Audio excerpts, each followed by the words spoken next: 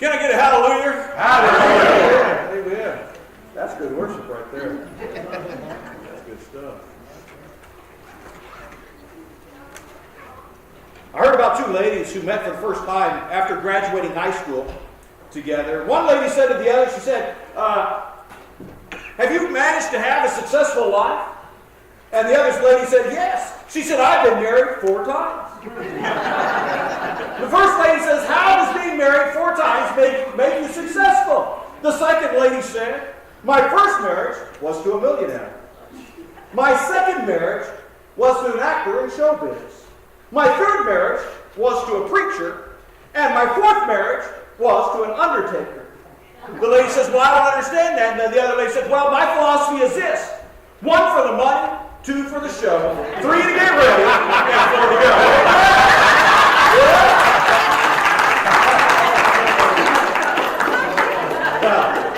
Oh, Lord, have mercy on us all, then. I'll tell you what. There we go. That's what happens. What happens when you think like that? All right.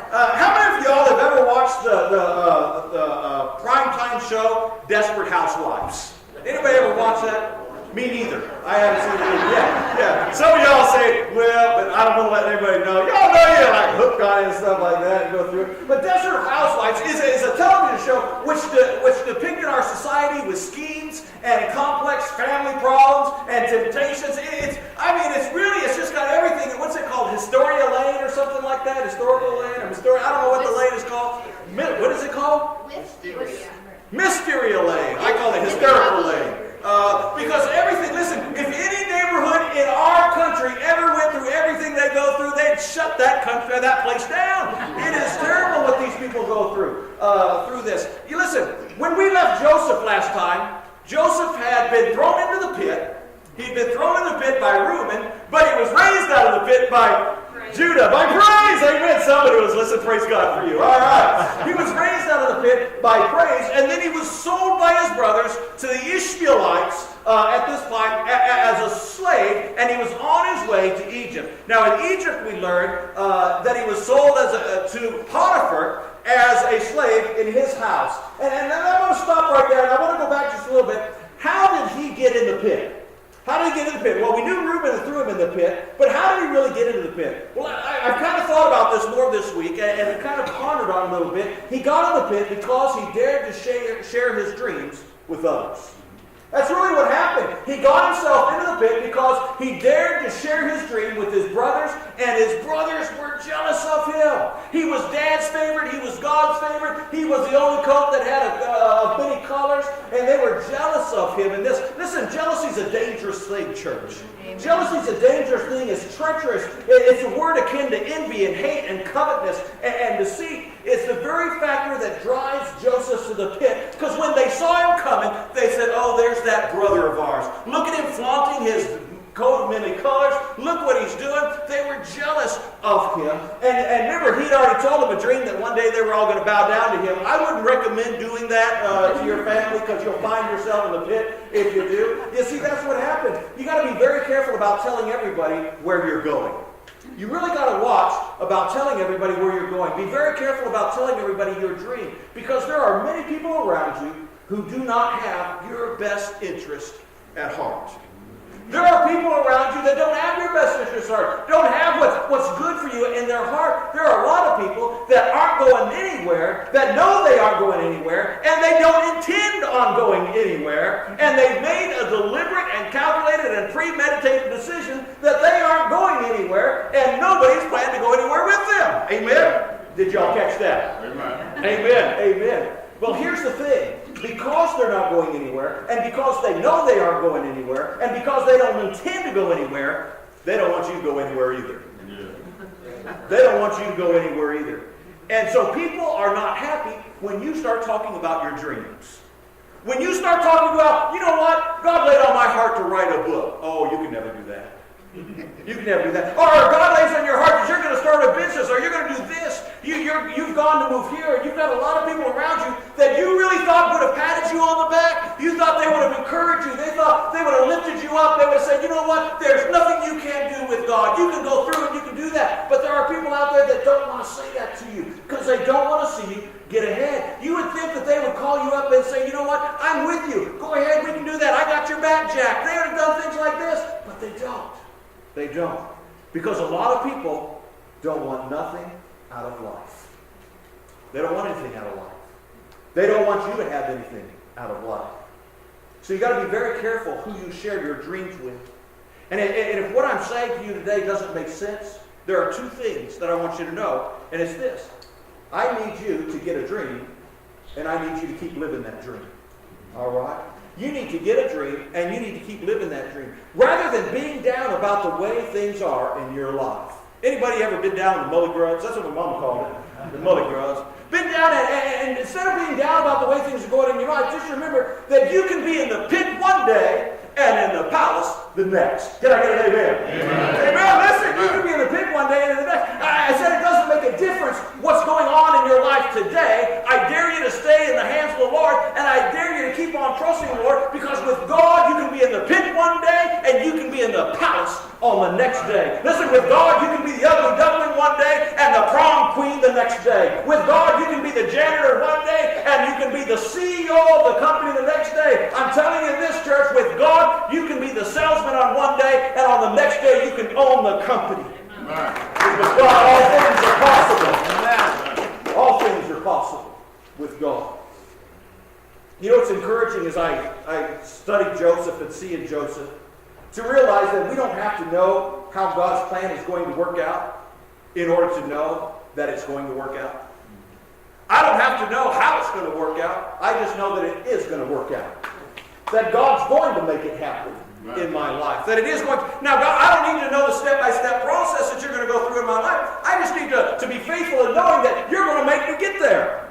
You're going to help provide the way to get there. Joseph learned two lessons in this. That God had a plan for his life, and that plan required Joseph to stay faithful to him. That was the plan. That he knew that God had a plan for his life, and in order to receive that plan and to get that plan, he needed to be faithful to God throughout his plan. The true truths would govern and influence everything that Joseph did, and everyone around him took note that there was something different about Joseph. There was something different. You see, Joseph represents those who belong to God. All right? He's a representation of those who belong to God, those who live their life as a reflection of God's revealed truth. Now, Potiphar's wife, the desperate housewife we're about to look at, listen, she sees no higher authority than herself. She sees nothing other than herself. She lives only to gratify her own needs, her selfish desires at this. And so let's get into the story. If you're still awake, say amen. Amen. Let's get into this in Genesis chapter 39, starting in verse 1 through 6. Now Joseph had been taken down to Egypt, and Potiphar, an officer of the Pharaoh, captain of the guard, an Egyptian, brought him in or bought him from the Ishmaelites who had taken him down there. Now the Lord was with Joseph, and he was a successful man. And he was in the house of his master the Egyptian. And his master saw the Lord was with him, and that the Lord made all that he did to prosper in his hand. And so Joseph found favor in his sight and served him. Then he made him overseer of his house and all that he had put under his authority. So it was, from the time that he had made him overseer of his house and all that he had, that the Lord blessed the Egyptian's house for Joseph's sake. And the blessing of the Lord was on all that he had in the house and in the field. Thus he left all that he had in Joseph's hand. He left all that he had in Joseph's hand. And he did not know what he had except for the bread which he ate. All right. Now as we look at this, I want to share some things with you. Can you imagine being Joseph? I mean, really think about it. Sold as a slave by your own brothers, then living a life in such a way that others would trust you. You're sold as a slave by your brothers, given up by your brothers, but then you're trusted by everybody around in ways that have never happened. Yet Joseph lived in such a way that Potiphar saw that everything Joseph touched turned to gold. Everything he touched, it said not only did Joseph prosper in the house, but everybody that walked into that house was blessed. All because of one man's faithfulness to God. All because of one. Let me tell you something. You can be that one person in your home that is faithful. Your home will be blessed. You will be blessed from everything that comes around. All the house was blessed because of this. And Joseph's life brought praise from an important officer of the Pharaoh, even though, listen, Potiphar was a pagan. Potiphar was all these things. He saw God in Joseph. Let me ask you this. Has your life had the effect on the ungodly around you? Has your life had an effect where people would look at your life and say, you know what? There's something different about that man. I can see God all inside that woman. And things are different about them. Here was a pagan Egyptian who saw God through Joseph. See, I want to share with you some principles as we look at Joseph's life about temptation, about being victorious over temptation. And the first principle I want you to hear is this. Temptation often comes when you least expect it. Amen. Can I get an amen?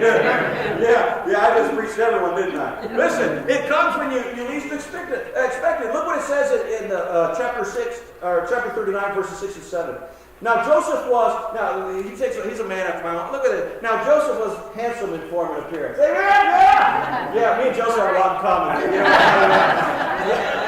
Oh, there is my wife. See what happens, Lord? Thou shalt not. Whatever it is, I'll bring it. Listen, now Joseph was handsome in form and appearance, and it came to pass after these things that his master's wife cast longing eyes on Joseph, and she said, lie with me. Now Joseph was doing good. He had worked his way from just being the slave to overseeing all of Potiphar's house, overseeing all the other slaves. He was overseeing everything. He was responsible for in the position he was, and temptation comes. Listen, church, listen. Beware of temptation when you have experienced a victory in your life. Beware, temptation will come right after you experience victory. When you're overcoming something and something's victorious and you're on top of the world and things are good, that's when temptation becomes into your life. Listen, it happened to David. When you look at the story of David, temptation came to David when he was in his 50s. He had unified the kingdom. He had expanded his borders. He had brought peace to the region. It was then that he was tempted and failed. It's when you're on the top is when temptation starts to ease its way in. It's when temptation starts to knock on your door and let you know that it's there. I was reading a story this week about a man and his wife. They were shopping in the mall, and when a young, attractive woman in a short dress walked by. And the husband tried not to look, but he took a quick glance. His wife, without looking up from the outfit she was examining, said, was that worth the trouble that you now are in?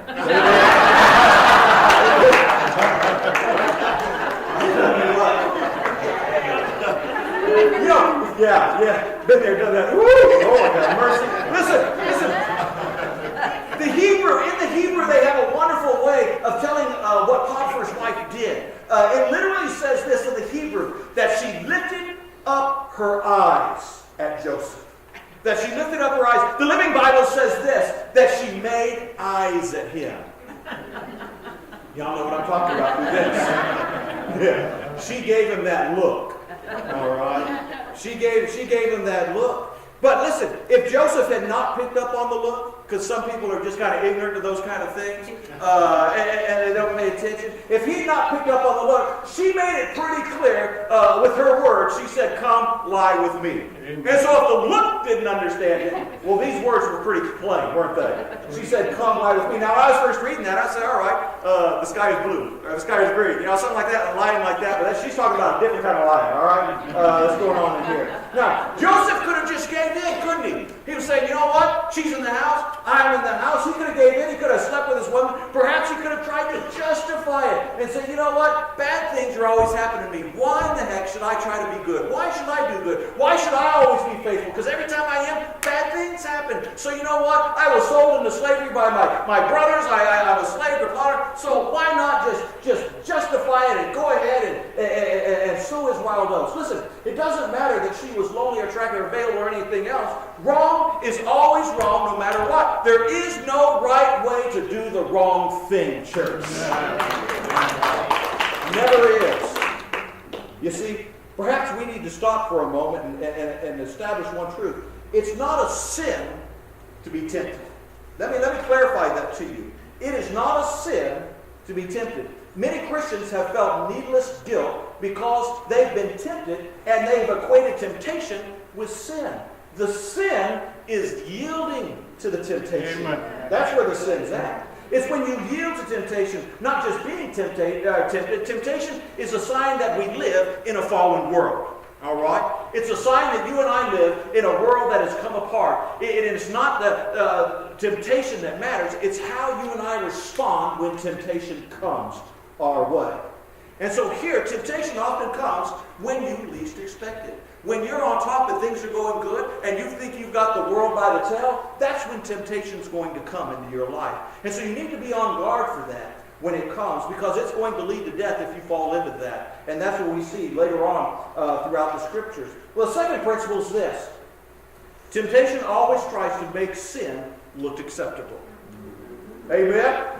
It always tries to make sin look acceptable. We need to have our reasons in mind before temptation comes our way. We need to have our reasons in mind. We need to make up our mind about sin in advance. If we wait until we are tempted, it is going to be too late. You got to make up in your mind before sin comes, before that temptation comes, you got to know in your mind, I'm not going there. That is wrong, that's wrong, and I'm not going to go in that direction. I'm not going to do that. But you have to use it. When it's right in front of you, you can't make up your mind then. It's harder. You've got to have your reasons before. Because Joseph settled these matters before hand in his mind. He knew that he was going to do it. Why? Because he knew his faithfulness to God. He knew the things that God was doing in his life. Joseph did not hesitate to put them into practice. He didn't have to wait until the time came. He already knew what he was going to do if that time ever came. The first thing he did was he endeavored to reason with this woman. Look at verses 8 and 9, if you will. Y'all still with me? Say this. Amen. Look at verses 8 and 9 real quick. But he refused and said to his master's wife, look, my master does not know what is with me in the house, and he has committed all that he has to my hands. There is no one greater in this house than I, nor has he kept back anything from me but you, because you are his wife.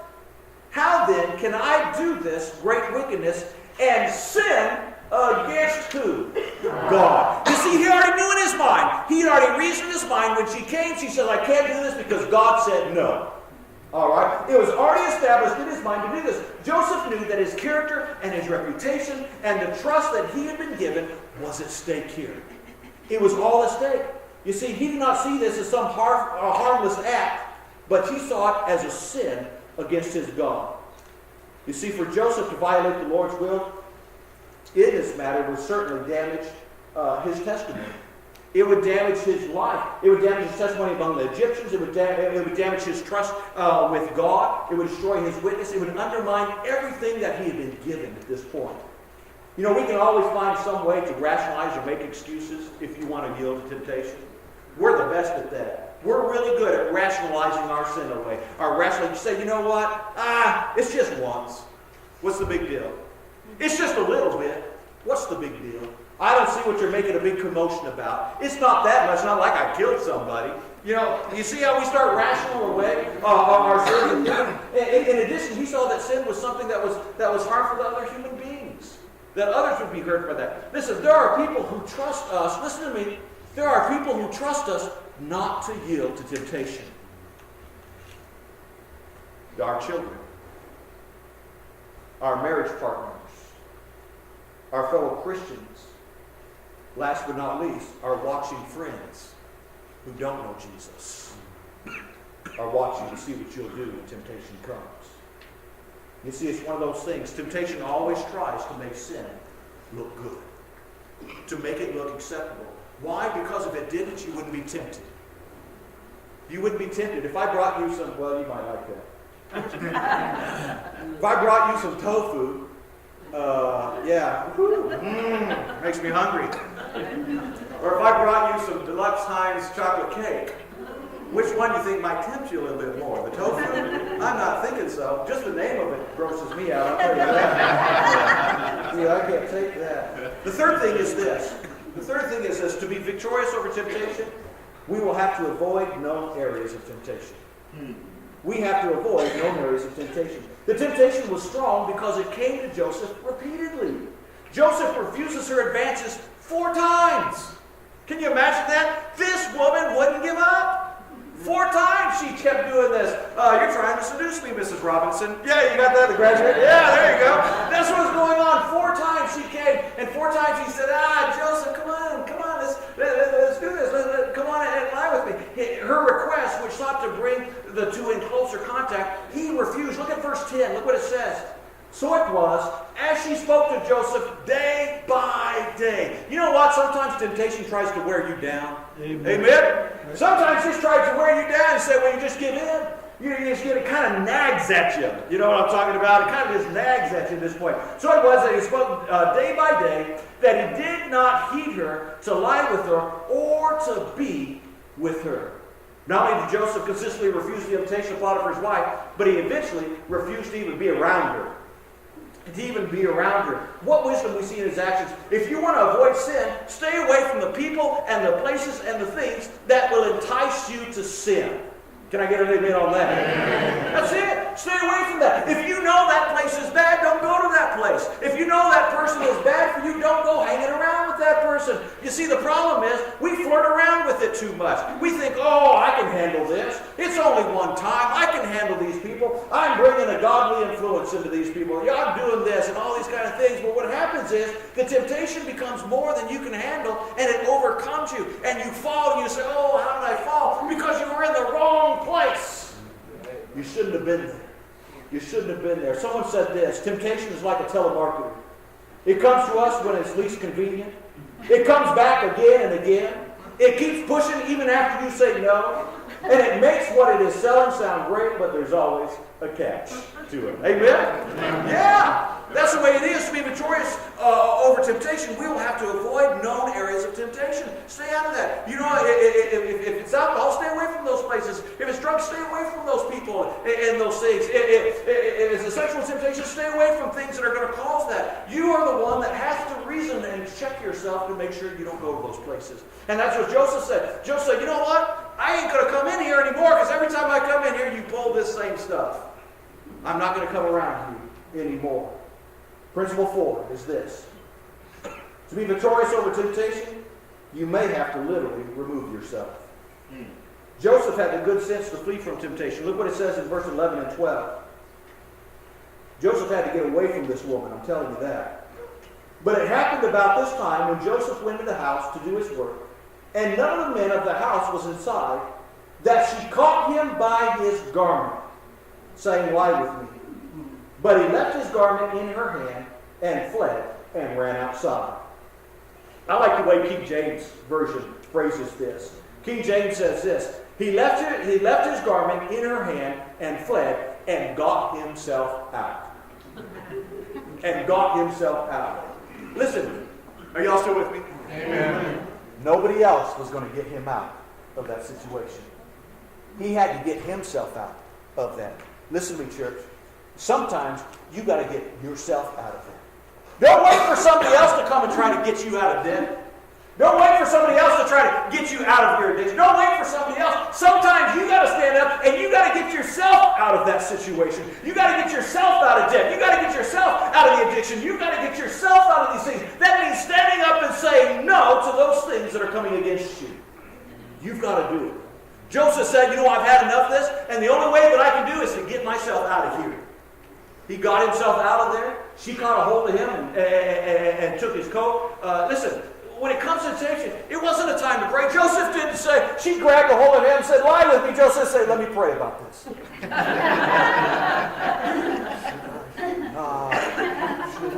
This wasn't time to stop and have a prayer meeting about it. It wasn't time to meditate on this. Let me see, what am I going to do? It wasn't time. He knew the only godly course was to get out of town, to get out of her reach. He knew that was the only course. Paul reminds us in 1 Corinthians, says, no temptation to seize you except which is common to man. There's no temptation in this world that has not been tempted by somebody as common to man, and God is faithful. He is faithful. He will not let you be tempted beyond what you can bear. But when you are tempted, He will also prepare a way for you to get out. But listen to me, brother and sister, you got to run sometimes. Yeah. You got to run to get out of there sometimes. That's what he did. She tried to snag him as he was running. And she caught his coat. What I'm trying to tell you this morning, church, is listen, there is a way out, but you got to take it. You got to go that way. You know, we sometimes like to see how close we can get to it. Amen. Like this. We try to see how close we can get to that flame without getting burned, without coming in. Joseph was only interested in getting as far away as possible. He wanted to get as far away as possible. We often have a tendency to walk close to sin instead of getting away with it. We think, I can handle this. That ain't nothing for me. Oh, I know so-and-so fell, but I'll never fall. Because I'm bigger. I'm stronger than this. I can overcome this. The longer we wait to say no, the harder it is to do so. Amen? The harder it is to do so. Instead of acting decisively against sin, we flirt with it and see how far we can go with it without actually doing it in this. The moment we allow ourselves to debate the merits of wrong behavior, we have given in to a foothold to Satan. When you and I start to debate the pros and cons of it, then we start to give him a foothold. And in most of our situations, we cannot say that the temptation we face is beyond our control, because many of the temptations we face are those that we have allowed because we've given it a foothold in our life. We've allowed it to come in. And we say, oh, now what do I do? You're in the thick of it now, brother. It's already gotten in. And so to be victorious over temptation, you may have to literally remove yourself. Because you know what? If you wait for somebody else to do it, you might be waiting a long time. Sometimes you got to take accountability and do it yourself and get out of there. And the last thing is this. Being victorious over temptation will not necessarily make you popular. Amen? Amen. Two things happen very quickly. Potiphar's wife began a false accusation. You see that in verses 18 through 20. And then he's unjustly imprisoned in verses 19 to 20. Let's look at 19 and 20 real quick. So it was, when the master had heard the words which his wife had spoke to him, saying, Your servant did to me after this manner, that his anger was aroused. Then Joseph's master took him and put him in the prison, a place where the king's prisoners were confined, and he was there in the prison. Perhaps part of her motivation in making a false accusation was to protect herself. Maybe somebody else saw her flirting, and somebody would have gone to Potiphar and says, "Hey, we saw your wife flirting with Joseph. We saw she was, hitting on him pretty hard. Things seemed like pretty intense. So she could have been trying to cover up her flirtatious conduct that might have been brought to the husband. But I think she did it because she was saying, Joseph, you're going to regret that you did this. You're going to regret, nothing like a woman scorned, is there? You're going to regret that you ran when you should have stayed. For doing the right thing, Joseph was now cast into prison. What made Joseph's imprisonment all the more hard to bear? It was because he did the right thing that landed him in jail. And a lot of times when we look at things like that, church, listen, we think that our obedience should always bring success and prosperity. We think as long as I'm always obedient to God, as long as I'm always faithful to God, and I'm always trustful to God, that's always going to bring success and prosperity into my life. Joseph's imprisonment should cause us to rethink the success strategies that are so popular and really in our circles today. Obedience does not shield us from the pain of this world. It doesn't shield us from that. The good news is that we'll win in the end.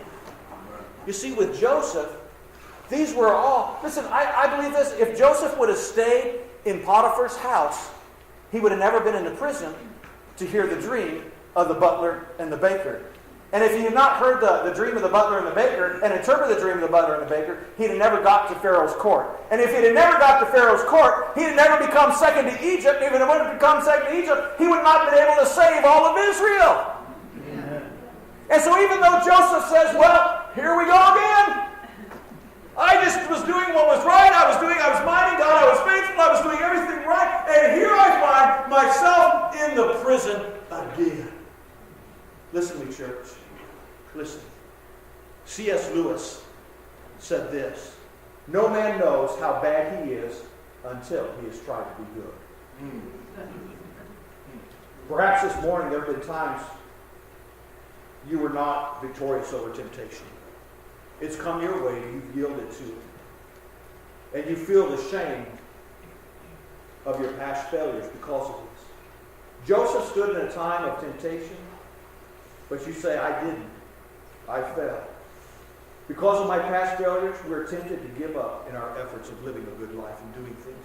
And you say, no, Pastor, you know what? I've tried and I can't do it. I've tried and I've failed time after time. And you just want to give up. Just because you failed in the past doesn't mean that you'll fail today or that you'll fail tomorrow. Just because that has been a part of your life doesn't mean that it can be today. Why?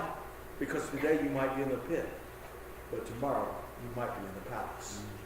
You see, if you'll trust God and you'll give Him that, say, Lord, you know, I have failed you, and I've fallen short of everything about it. Lord, I come to